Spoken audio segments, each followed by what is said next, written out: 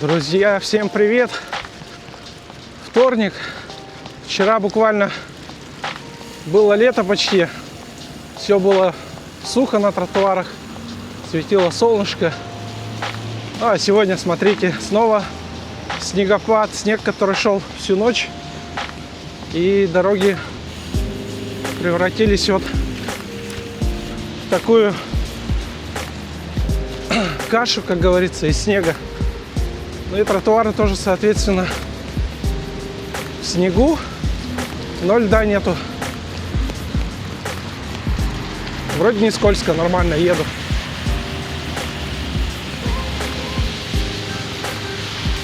Так, здесь пойдем по правилам. Перейдя дорогу на зеленый свет, спешившись. Да, у нас в Якутске бывают случаи, когда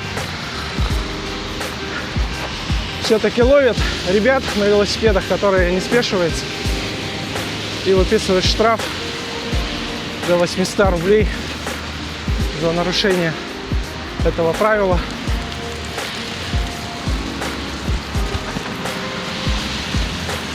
Да.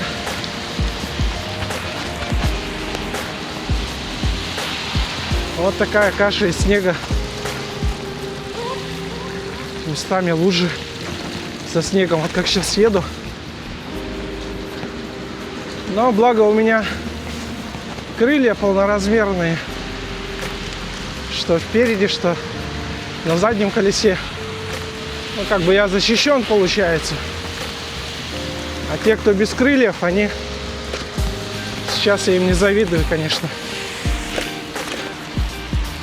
Крылья я буквально вот решил поставить на велосипед года 3 назад, потому что до этого ездил всегда без крыльев.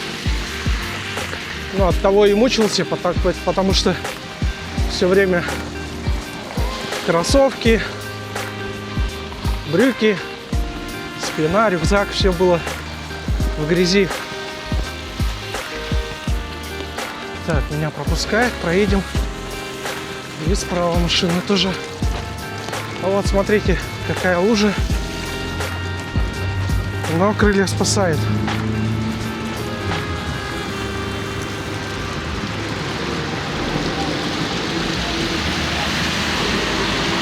И главное, чтобы не облили меня тут.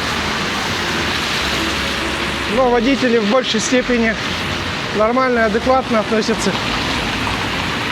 Не ездит так по лужам оголдело, обливая пешеходов. Но бывают моменты, когда вот, допустим, лужа вообще рядом впритык с тротуаром идет. Конечно, там же даже на небольшой скорости могут облить.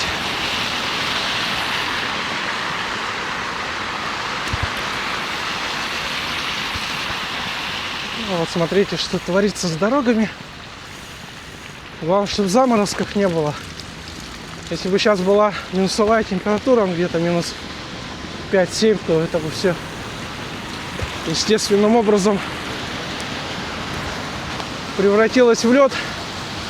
И был бы очередной день жестянщика. А я еще на шипованных покрышках еду. Пока не буду снимать, пока окончательно не потеплеет, не перестанет выпадать снег. Когда все просохнет, тогда и поставлю обычные летние покрышки.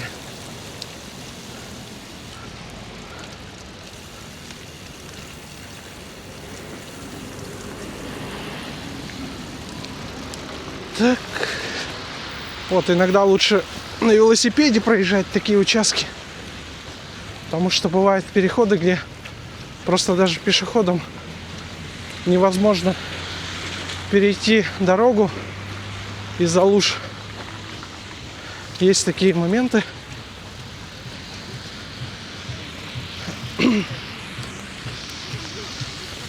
Видите, снег не прекращается, все валит и валит.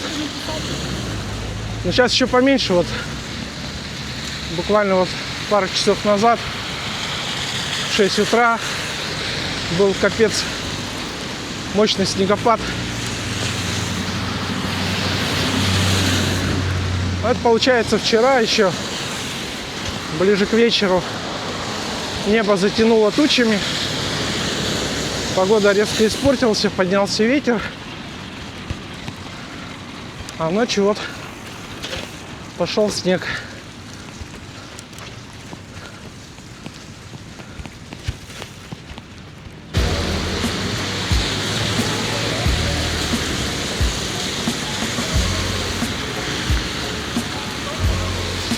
А сейчас мне надо заехать на почту, забрать пульт управления от экшн-камеры. Заказывал еще месяц назад, долго шло. Тоже пульт фирменный вроде. Но сейчас проверим на почте. Получим товар, посмотрим, как выглядит пульт. Потом будем тестировать, наверное. Может быть, сегодня даже. Так, вот такой замок у меня на велосипеде. Вот здесь он. Просто кнопку нажимаю, достаю. И вот так вот к велику. Но сейчас хорошо потеплело. Замок не мерзнет. А зимой вот этот пластик на тросе, он лопается постоянно.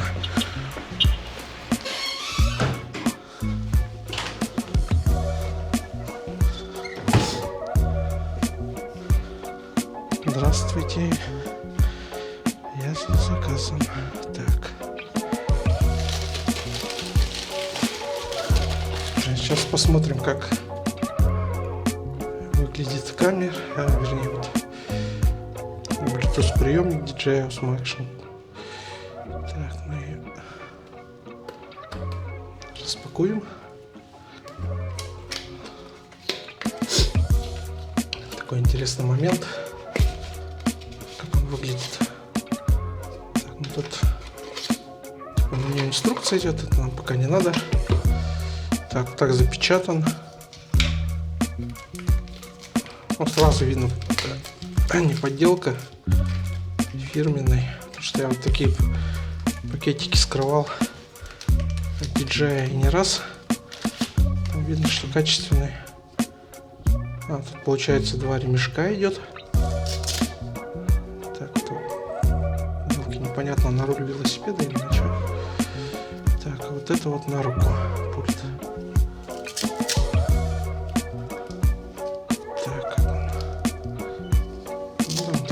Регулируется. Я сейчас пока на руку не буду одевать. Так он выглядит.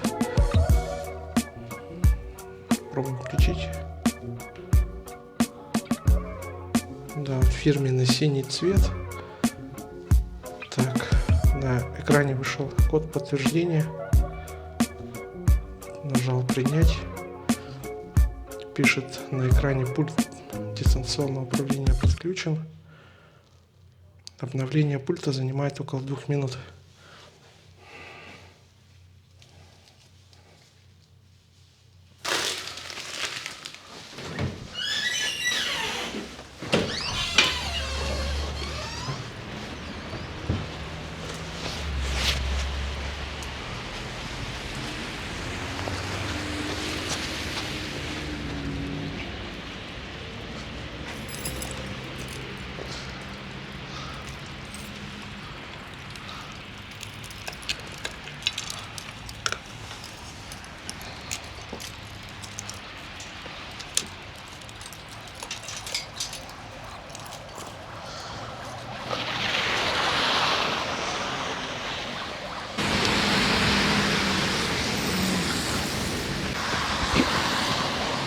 Ну что ж, пульт законнектился.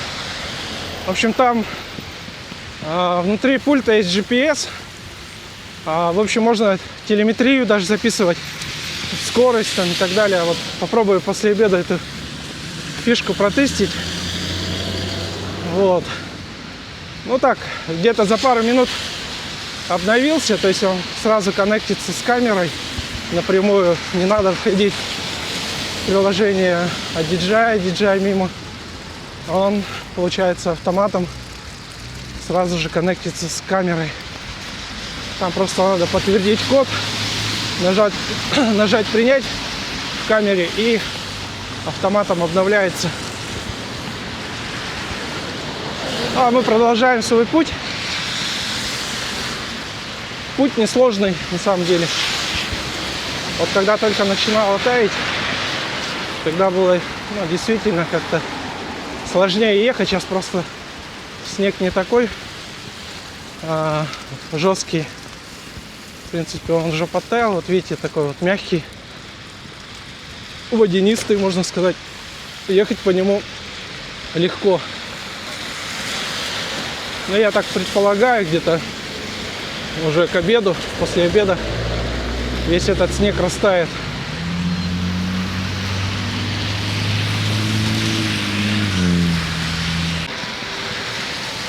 Ну вот здесь уже побольше снега.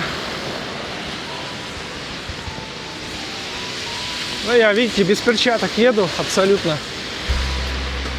Так как тепло, но перчатки у меня всегда, тем не менее, под рукой. Находятся они вот здесь, в бочонке от Кайлера. Я даже его закрывать не стал. Ну, пофиг, снег попадает. Не так много снега. Если бы жесткий снег был, я бы, конечно, кормушку бы прикрыл. Но можно и так ехать. Не критично.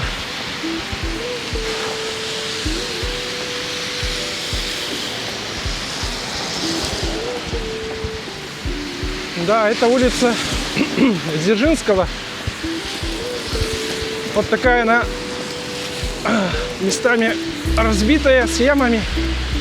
Хотелось бы, да, конечно, чтобы улицу эту до конца, до столичного рынка все-таки оборудовали нормально.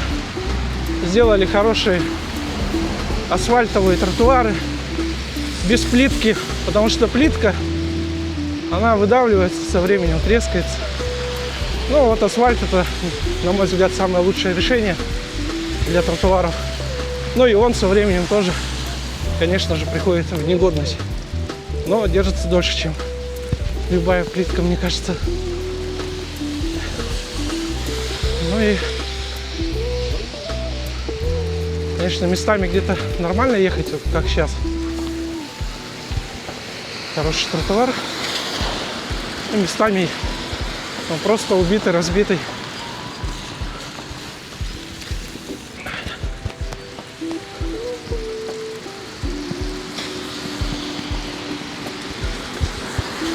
Да, руки абсолютно не мерзнут.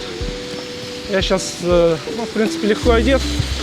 На мне велокуртка софтшелл тонкая. Под ней тонкий этот, как сказать, свитер, можно так сказать, балахон или как его называют. И рубашка. Ну и мне тепло, не холодно.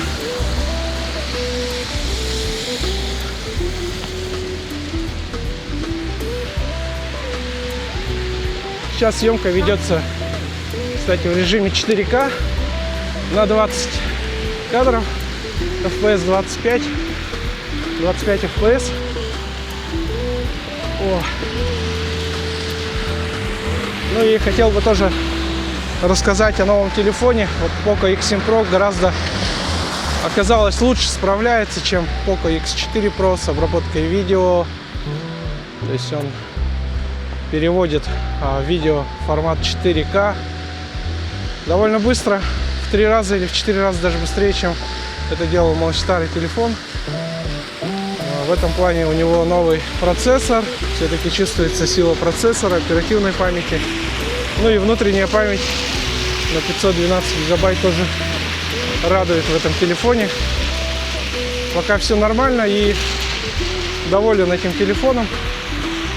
Заряд тоже очень хорошо держит, на весь день хватает. Ну, то есть, если 100% при активном использовании к вечеру, ну, где-то примерно процентов 30 остается.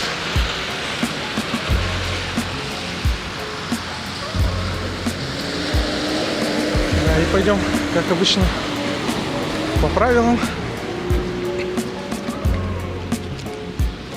перейдем дорогу. Кстати, да, и такой момент еще у моей камеры. Та батарейка, которая мне служила всю зиму, она все-таки, ну, литий-ионная. Надо представлять, что катая в такие холода, минус 50, минус 40, она как бы просела, можно сказать, да. Но я сейчас вот новую батарейку, аккумулятор поставил оригинальный. Она, конечно, дольше держит, чем та батарейка, которую я всю зиму ездил. Но она просаживается, просто когда ты снимаешь, но по времени она быстрее как бы съедает заряд.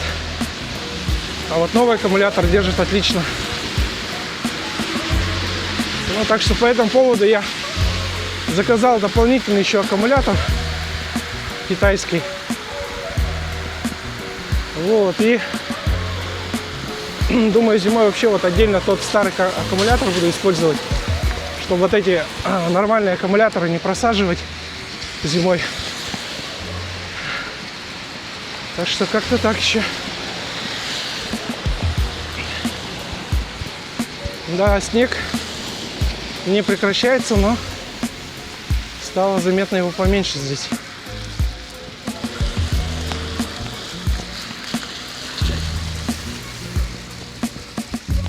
Фу.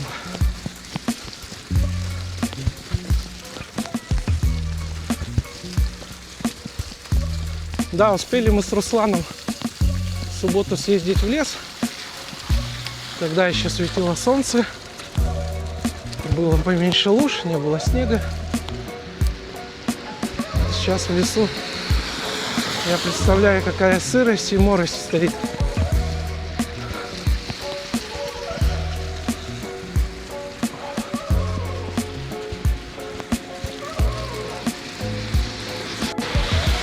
Подъехали к перекрестку площади Аюнского. Сейчас будем уходить влево в сторону Черяева. Нам надо туда. Вот, ну видите, вот характерная плитка коричнево-бурого красного цвета. Вот такая плитка долго не живет. Со временем выходит из строя.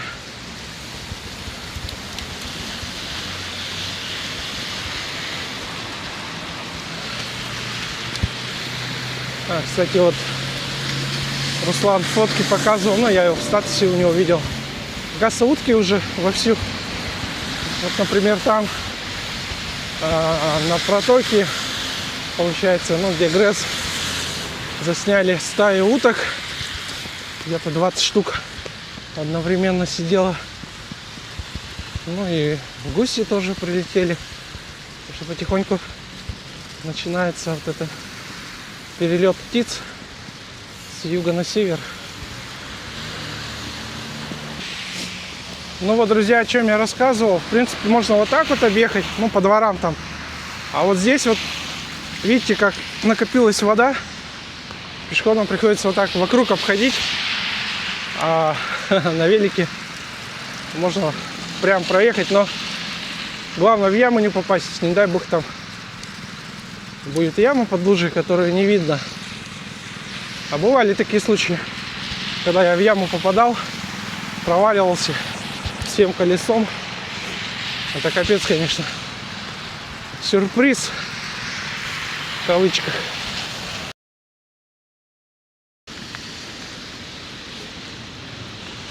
Ну что ж, друзья, вот спустя 3 часа начался дождик. Видите, как все сыро, мокро.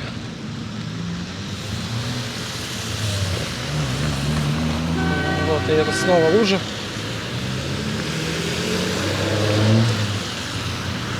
А вон, а впереди чистят от снега тротуар.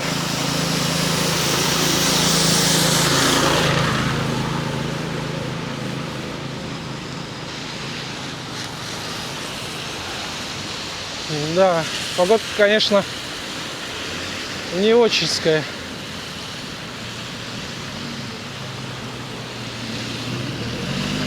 Сейчас примерно где-то +1 градусов. И такая вот морось. Самая такая, можно сказать, для велосипеда мерзкая погода. Особенно если ты в походе где-то. В такую погоду самая, мне кажется, сложность заключается в том, что, во-первых, ты весь мокрый, во-вторых, когда дует ветер, ехать такое себе некомфортно.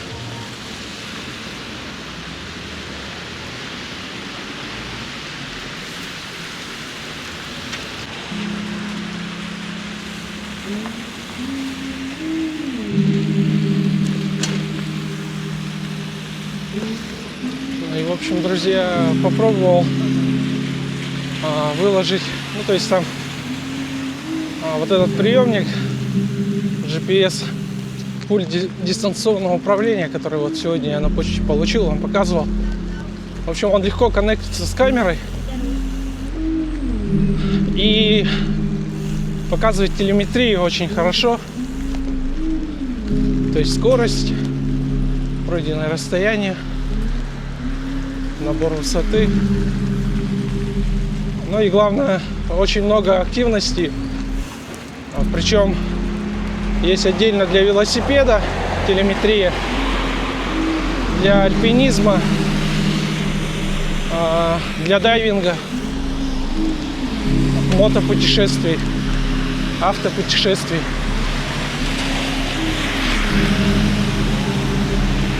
В общем, я доволен приобретением. Очень классно. И, во-вторых, ну, иногда, когда снимаю на камеру проезды на велосипеде, ну, где-то, допустим, штатив поставил в сторонке, обычно я всегда нажимал предварительно запись вручную, отходил от камеры и делал вот эти проезды там. А сейчас, получается, можно как-то в сторонке камеру ставить и напрямую от пульта дистанционного управления включаете камеру на расстоянии, по-моему, там 150 метров было или 200, я не помню. Ну, где-то так. Причем можно и фотографии делать, и либо видео снимать. То есть пульт он ловит очень хорошо.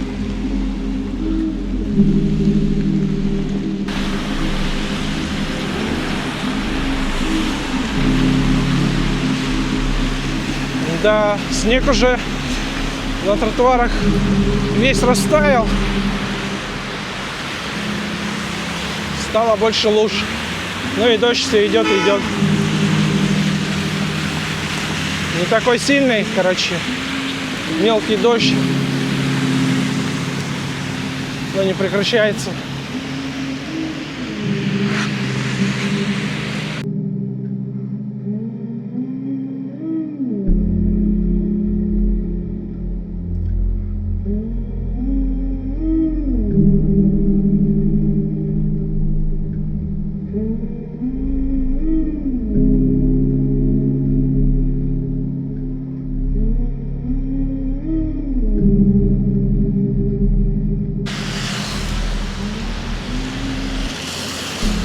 Вот такая вот погодка сегодня. Можно сказать, конец апреля. Но погода радует. В кавычках, конечно. Но сейчас везде вот по России аномально. В Москве недавно снег шел. В Томске тоже друзья передают, что вот и до нас докатилось это. Снег, получается. Ну вот, например, видите, вот эта лужа. Ее никак не обойти. Только на дорогу выходить, поэтому... Ну вот, смотрите, с этой стороны капец, он целый океан. Да, Дзержинского вся в лужах. Вон, смотрите, что творится.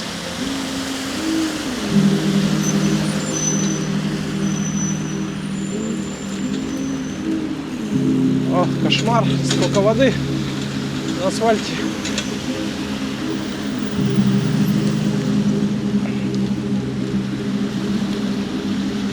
Короче, придется все это откачивать коммунальным службам, потому что просто так эта вода сама по себе не уйдет, не испарится.